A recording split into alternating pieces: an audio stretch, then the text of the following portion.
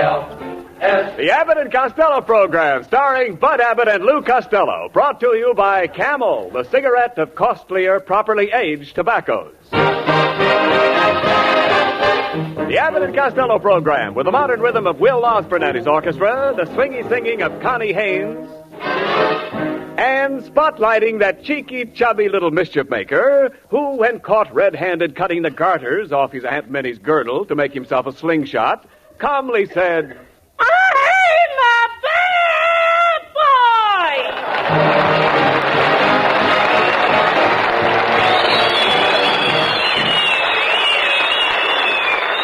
I'll say you're a bad boy, Costello. What's the idea of coming here late? The first broadcast of our new season. You're supposed to make a speech of welcome to our listeners. By the way, do you know how to make a speech? Oh, sure, I know how to make a speech. Oh, you do? Sure. Watch me. Go ahead. Ladies and gentlemen. Oh, Costello, they know they're ladies and gentlemen. I know, but it's nice to remind them of it every once in a while. Never mind that. Go ahead with your speech. Oh, yeah? Yes. All right. Now, just listen to this. All right, let me hear it. Yeah. Yeah, go ahead. All right, take it easy. I'm lost, and it's the beginning of the season. Go ahead now, never mind. Folks, we're back again, and we're going to be on the air every Thursday night for a whole year. Oh, no, not that, oh,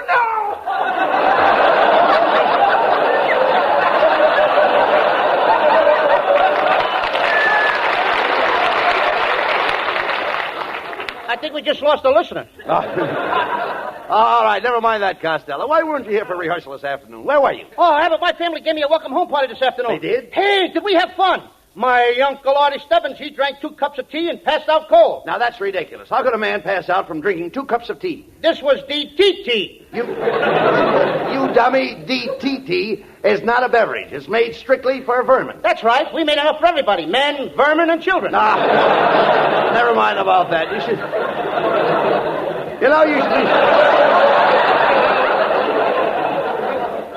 You should be very proud of the way your friends welcomed you back from your vacation, Lou. I saw big signs all over your neighborhood. Oh, sure. Welcome home, our hero, Lou Costello. We love you, Lou Costello. America's ace of the airways, Lou Costello. Yeah, but Abbott. What's the matter? Oh, but those signs embarrassed me terribly. Why should those signs embarrass you? They caught me nailing them up. Oh, come on. You're impossible. Never mind that. Look, tell me about your trip back east. How did you like New York? Oh, Abbott, New York's a wonderful place. You think so? The people there are so friendly. They are. The minute you get off the train, they grab you and they smother you with kisses. They do? Yeah. Then they take you for a ride in a taxi. They hug and they kiss you. And then they take you out for dinner and they buy you champagne. And then they take you for a moonlight ride in Central Park. And then they hug you and they kiss you some more. And then they send you home with a 5-pound box of chocolates. Costello, did all this happen to you? No, to my sister. Costello, look, please. I'm talking about you. What did you do in New York? Oh, Abbott, I met the most beautiful wave. We went together for 13 weeks. You went with this wave for 13 weeks? Yeah, we just finished basic training. Oh, come on. That's silly. The next time I see you, we're going on maneuvers. Will you talk sense, Costello? Look, what does this girl do in the Navy? Is she a petty officer? What kind of officer? Petty. Petty? Oh, sure. She petties all the time. And she likes the necky, too. I don't mean that. I'm crazy about that girl, I Abbott. can imagine. She's so sweet and delicatessen. Delicatessen? Everything about her is so dainty. What's her name, Lou? Lena. Lena Genster. Lena Genster. Is she a nice girl? Is she a nice girl, Lou? Did you meet her family? Oh, sure. And what a family. Her father and mother have 37 children. 37 children? Mm-hmm. They must live on the other side of the tracks. With 37 children, they got to live on both sides of the track. Well, never mind about her family. Is Lena a pretty girl? Pretty? Mm-hmm. Abbott, do you know how Veronica Lake's cute little nose comes right to a point? Yes. Lena's head does the same thing. Well, look, how about a figure? Is she sylph-like? What? Is she sylph-like? Does she have a sylph-like figure? If she does, she keeps it to herself. No, you don't. By sylph-like, I mean chic. Is Lena chic? No, she ain't been chic since she had the mumps. No. Chic has nothing to do with the mumps. Chic means svelte. Now, is Lena chic and svelte? Oh, yeah. When Lena had the mumps, she was very chic and her face svelte way up. Her mother rubbed a jar of shab on her push and the svelting went away. No. What have we got? Swedish riders or something? I don't know. You imbecile. Listen to me, imbecile. I only want to find out your girlfriend, Lena, what she looks like. Is she pert? She what? Pert. Would you say she was pert? Certainly she's pert. She's pert Irish and pert Eskimo. No, you idiot. I'm not talking about her background. I want to know if Lena is pert or appealing. Oh, sure. One time she got sunburned, and a pert of her background was appealing. No, look, Costello. I merely ask you if your girlfriend Lena is chic. When I say chic, I'm not referring to her health. Chic means pert. Therefore, a girl can be pert, and a pert girl can be svelte, and a svelte girl can be appealing. Oh, when you say a girl is chic, you're not referring to her health. Chic means pert, and a girl who is chic and pert is appealing. And most girls who are appealing are referred to as svelte. Therefore, a chic girl can be pert, and a pert girl can be svelte, and a svelte girl can be appealing. Now you've got it. And now I don't even know what I'm talking about. Get him out of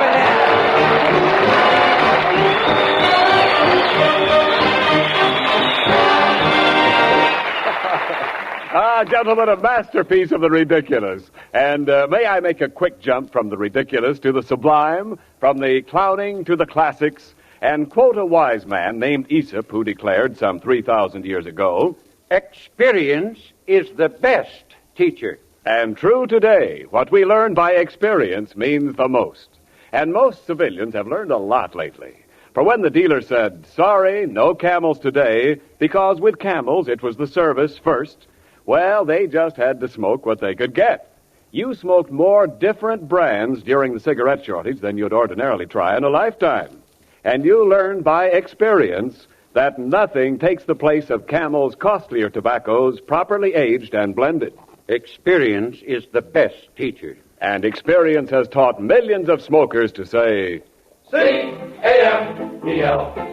Camels. Today, more people want Camels than ever before in the history of this famous brand.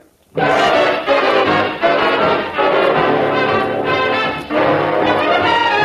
now here's Will Osborne and the orchestra with one of your favorite favorites, the Atchisons, Topeka, and Santa Fe.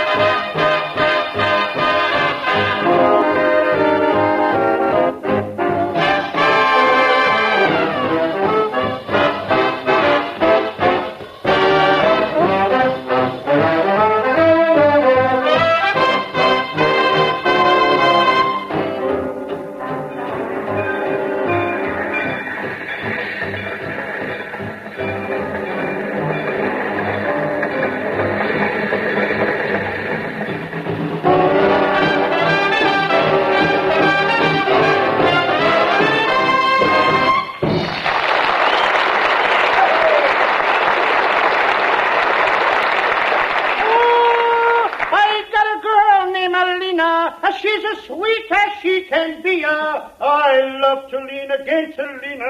When Alina leans against me. All right, look. Cut that out, Costello. Will you please never mind that singing? Will you forget about your girl, Lena? You're here and she's in New York. I'll never forget Lena Abbott. Gee, I remember the last night her and I was together. I bought a great big bag of gumdrops. Red ones for Lena and black ones for me. Red gumdrops for Lena and black ones for you? Yeah, we sat on a bench in the park eating them gumdrops. Then it got dark and I lit a lantern. You jerk, you mean you were sitting on a bench with a beautiful girl at night and you lit a lantern? Yeah. Why? It was so dark I couldn't tell the red gumdrops from the black ones.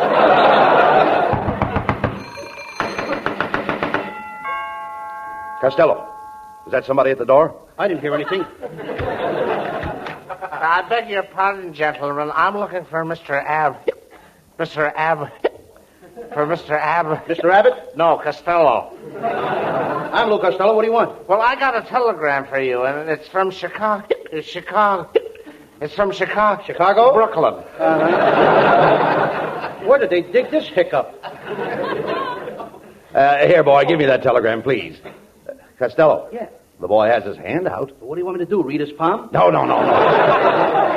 He's waiting for you to lay a little gratuity in his hand. Lay a gratuity? Yeah. If you'll settle for an egg, I think I can make it.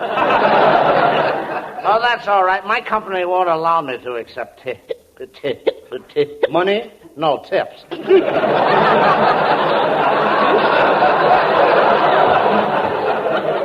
see, the telegraph company pays me very well as it is. I only been working for them for 20 years, and yesterday they raised me. They raised you? Sure, they raised my bicycle seat up 6 inches. I think he's just got a flat, that guy. You know, the only reason we keep the guy on the show is because he knows where to get bacon. Oh, never mind. Here, give me that telegram. Give me that telegram, Costello. I'll read it. Let's see. Have been discharged from the waves. Am on my way to Hollywood to accept the starring role that you promised me at Universal Studios. Signed, Lena Genster. Costello. Costello, look at me. Did you promise that little girl that you would make her a star in pictures? Abbott, I had to. You had to? It's the only manly thing to do. It all happened the night I bought her a bag of gumdrops. It was so romantic. Every time we reached for a gumdrop, our fingers would meet inside the sack. Then, quite by accident, I kissed her. Oh, how could you kiss her by accident? We were both chewing on the same gumdrop, and I ate past my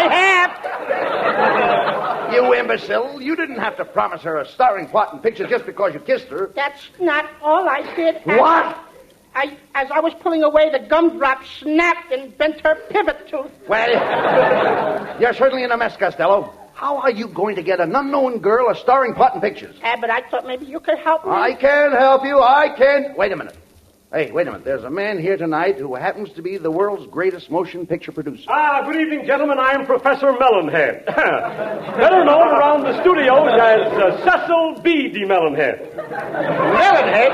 Hey, Abbott, get a load of that skull. His head looks more like Nagasaki after it was hit by the atomic bomb.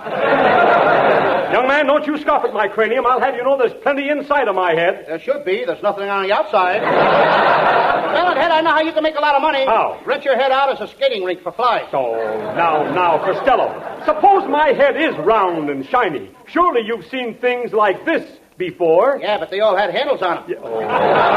Quiet, Costello, please. Professor, do you think you could advise Costello how to get his girl a starring role in pictures? Certainly, Abbott. Now, Costello, first I'll have to know something about your girl. Is she photogenic? No, she's part Irish and part Eskimo. Oh, I see. She's chic.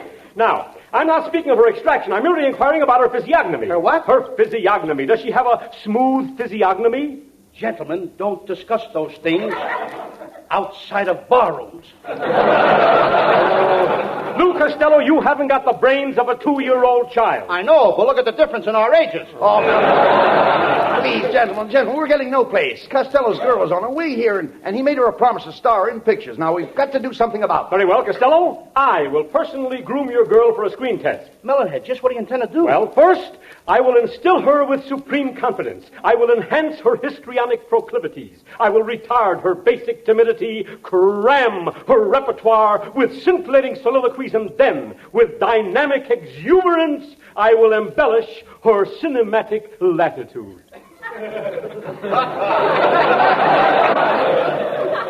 You wouldn't dare. You haven't got the nerve. Oh, nonsense, Costello. I've never been so humiliated in my life. I'm ashamed to have people see me walk out of here after conversing with an imbecile like you, Mr. Abbott. Isn't there some way I can sneak out of here without being seen? Look, Melonhead, if that's the way you feel about it, you can go out this window and down our fire escape. Thank you. Open the window. Good night, gentlemen.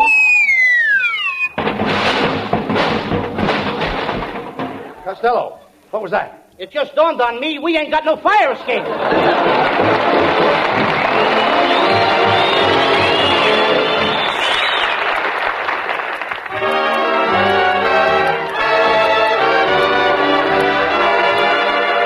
Lovely Connie Haynes is back with us again this year, and we know that's a real treat for our Camel audience. Connie sings, I'll Buy That Dream. Imagine me with my head on your shoulder, and you with your lips getting bolder, a sky full of moon and a sweet mellow tune. I'll buy that dream imagine me in a gown white and flowery, and you thanking Dad for my dowry. A church full of folks and those last-minute jokes. I'll buy that dream, a honeymoon in Cairo in a brand new autogyro, then home by rocket in a wing. We'll settle down near Dallas in a little plastic palace. It's not as crazy as you think. Imagine me on a first anniversary with someone like you in the nursery. It doesn't sound bad, but if it can be had, I'll buy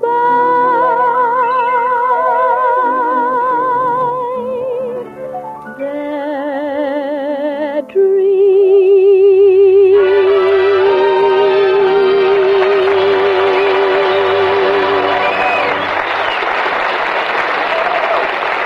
It was lovely, Connie, lovely. And that song's heard round the world, for this program is sent overseas to our servicemen. And I can just picture two such servicemen on their way to that magic place called home. They've been everywhere, seen everything. And now they're seeing the Statue of Liberty and the skyline they haven't seen in years. Boy, does that look good. Gosh, you never know how much you miss something until you've had to do without it. Yes, it takes the experience of doing without to make us really appreciate things we're apt to take for granted. Proving again that experience is the best teacher. Not only in the big things, but in little things, too. Cigarettes, for instance. Most of us today have had more experience with smoking different brands than we'd usually have in a lifetime. During the shortage, we had to smoke whatever we could get. And although production was at an all-time high, the volume of demand for them made them seem to be the scarcest of the scarce. And did experience teach us that there's simply no substitute for Camel's costlier tobaccos and proper aging? It certainly did. For today, more people want Camels than ever before in the history of the brand. Yes, as old Aesop said, experience is the best teacher. C-A-M-E-L-S. Camels, the cigarette of costlier tobaccos.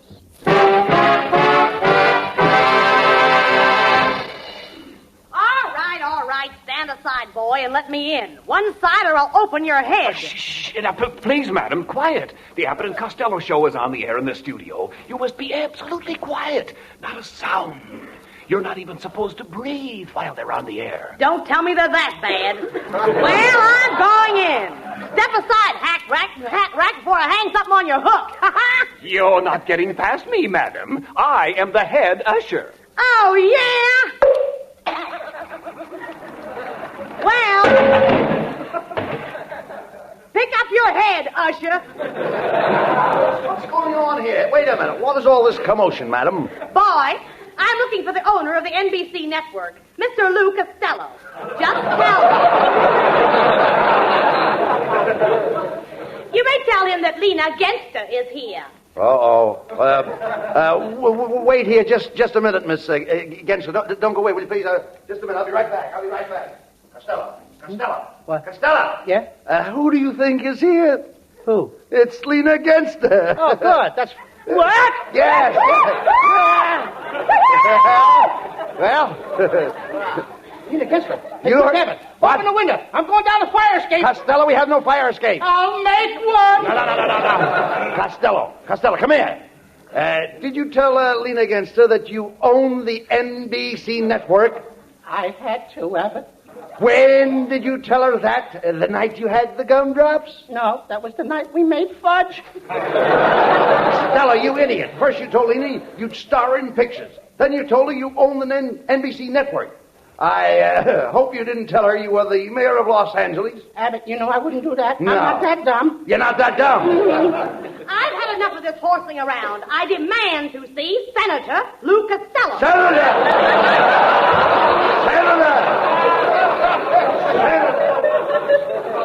Abbott, that must have been the night we pulled Taffy. There you are, Fatso. Come here to Mama and give her a great big kiss. All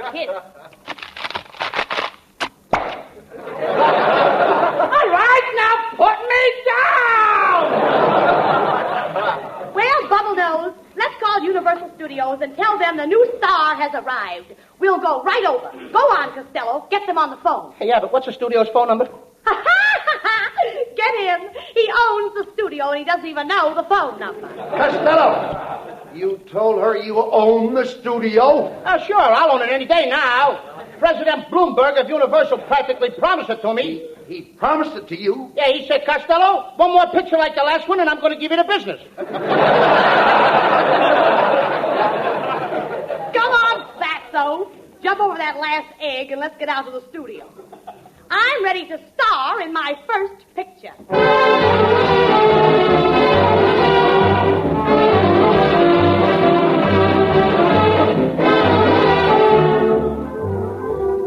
Well, here we are, Costello. Main gate to Universal Studios. Just think, in a few minutes, thanks to you, I'll be a star. Lena, don't you think we ought to come back some other day? The gate's locked. There's other people getting in. Look, there goes Charles Lawson. Open the gate for Mr. Lawton, Mike. Look, there goes Charles Boyer. Open the gate for Mr. Boyer, Mike. Go on, Costello. You own the place. Tell him to open the gate for you. Good morning, sir. I'm Lou Costello. Climb over, you bum. Costello, did you hear what he said? Why, he's treating you like a dog. Speak up.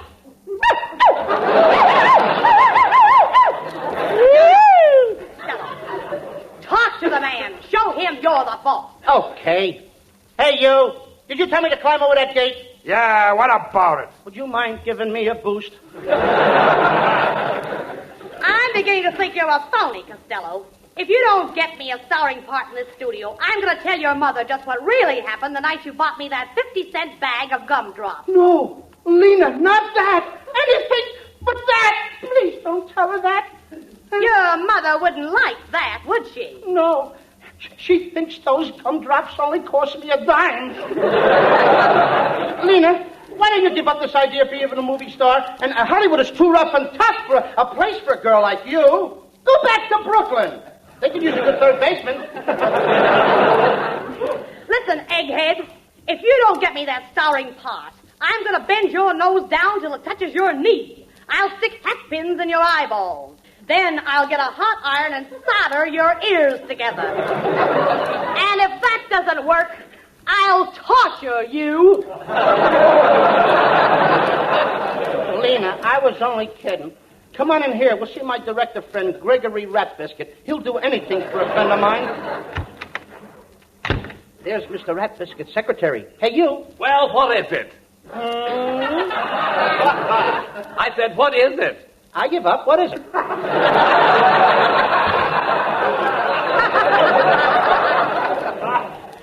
Boy, tell Mr. Ratbiscuit that Lou Costello has a friend out here that he wants to star in pictures. Well, you'll just have to wait. Mr. Lawton is in there now trying to get a friend of his in pictures. So, Mr. Lawton, you got a friend that you want to get in pictures, eh? Everybody's got friends. Nothing but friends. What am I running here, an old friend's home? I'll show you what I think of you and your friends. Now get up!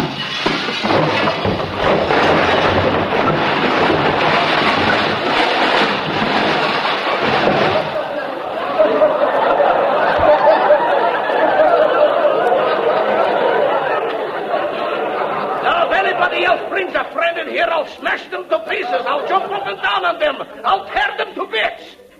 Well, Costello, I suppose you have a friend. No, sir, not me. I haven't got a friend in the world. Everybody hates me. I'm all alone. What about this young woman? Oh, I never saw her before in all my life. What a beautiful creature. What a gorgeous specimen of poultry. Poultry. Spring is busting out all over. Come, pretty one, come into my office. I want to discuss your possibility. Oh, Mr. Rat Biscuit.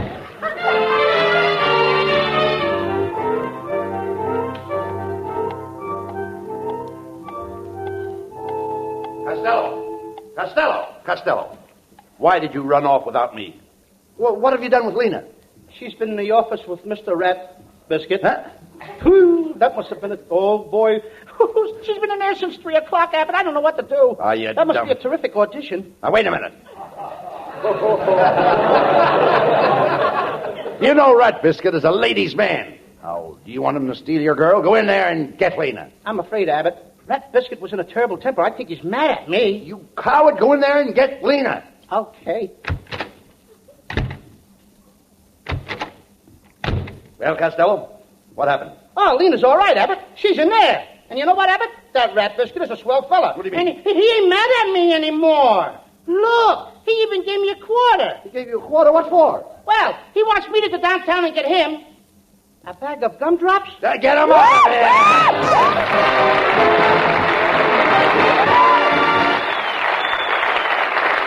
Abbott and Costello will be back for Camel cigarettes in just a moment. And now, this week's salute in the new series of salutes to the men who won the victory. Tonight, we salute those heroic men who wear the yellow and blue patch with the green cactus on their shoulders. The heroes of the 103rd Division, upon whose battle record is written the names of Wissembourg, Stuttgart, and Austria. In your honor, men of the 103rd Division, the makers of camels are sending to your fellow servicemen overseas 500,000 Camel cigarettes. Each of the two Camel shows thus honors the different units of the Army, Navy, Marines, and Coast Guard, a total of 1 million camels sent free each week. Camel broadcasts go out to the United States twice a week, are rebroadcast to practically every area in the world where our men are stationed, and in cooperation with the Good Neighbor policy, also to Central and South America. Listen again next Thursday to Abbott and Costello. And now here are Bud and Lou with the final word.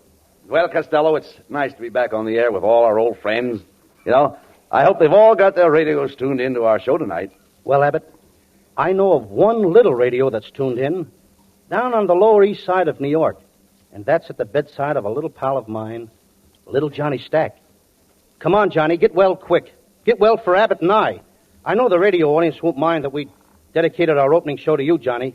Okay. So good luck, kid. Come on, well. Johnny. Get well, Johnny. Good night, folks. Good night to everybody. Good night, Johnny.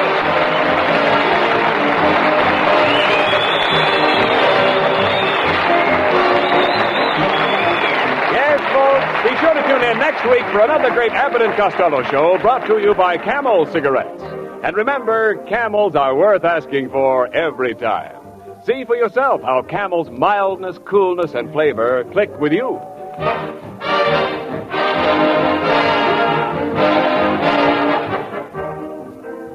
There's many a type of pipe in the world, and they give out with many different sorts of sound. For instance, take a Navy bosun's pipe. Or the pipes in an organ. Or that sound that signals tops in contentment, the sound of a man whose pipe is loaded with rich, full-bodied, mellow Prince Albert smoking tobacco. Yes, that contented is the sound produced by a PA packed pipe. Because not only does Prince Albert deliver wonderful flavor and fragrance, but it's gentle to your tongue as well. Even if you're a marathon pipe smoker, a special no-bite treatment takes out the tongue punishment that spoils your smoking pleasure. Prince Albert is crimp cut, too, for firm packing, easy drawing, and even burning. Switch to PA today. Saturday night, be sure to listen to the Prince Albert program, Grand Ole Opry, broadcast coast to coast every Saturday night on NBC.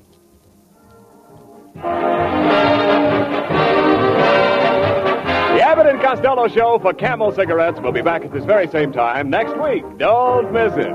This is Ken Niles in Hollywood wishing you all a pleasant good night. This is the National Broadcasting Company.